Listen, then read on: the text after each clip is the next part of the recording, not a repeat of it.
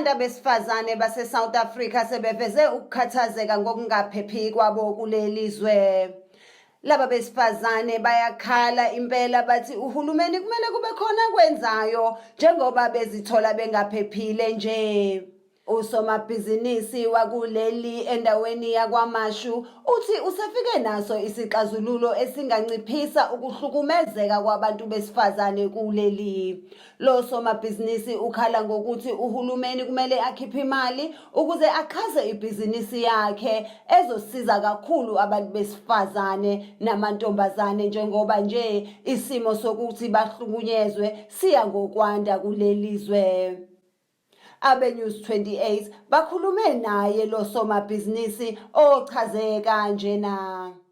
Kumele kube semthethweni ukuthi amadoda agqoke lama-ande engwenzayo, ama-ande ensimbi aboshwa ngengidi. Umuntu uthatha ingidi uyayifaka uma ephuma ngisho ehlele ekhaya afake ingidi ngoba babuye banukubeze ngisho iy'ngane zabo behleli nazo endlini. Asiphephile iy'ngane ayiphephile ngisho komalume endlini behleli nazo. Ukhiye wengidi umuntu kumele uhlale enkosikazi wakhe. Indoda engashadile ukhiye uthola mhla yaba nonkosikazi okuyena oyophatha ukhiye. Hhayi indaba yokuthi amadoda nje wona la ahamba khona nje alokhu efuna ukunukubeza. Ozaziyo ukuthi unenhliziyo enganacala yena akanayo inhloso yokunukubeza. Ayikho-ke into azoyikhalela ngoba phela akumphazamisa angithi ukhiye unkosikazi wakhe. Mengabe sekufanele ivulwe i-under yensimbi izovulwa. Uma engabe sefuna ukuhamba nayo-ke yena-ke athi uya naye emsebenzini, angithi bayanukubeza iy'ngane nasemsebenzini, athi uya nazo emaklabhini, angithi nasemaklabhini futhi iy'ngane ayiphephile.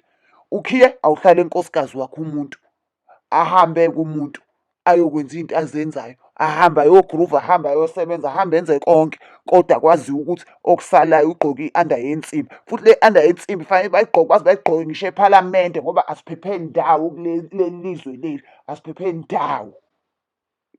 Babukelisi zibeka lapho ezaleli hora, siphinde sihlangane futhi nxa gamanxa ihora elilandelayo sesiniphathele ezingamanqampunqampu.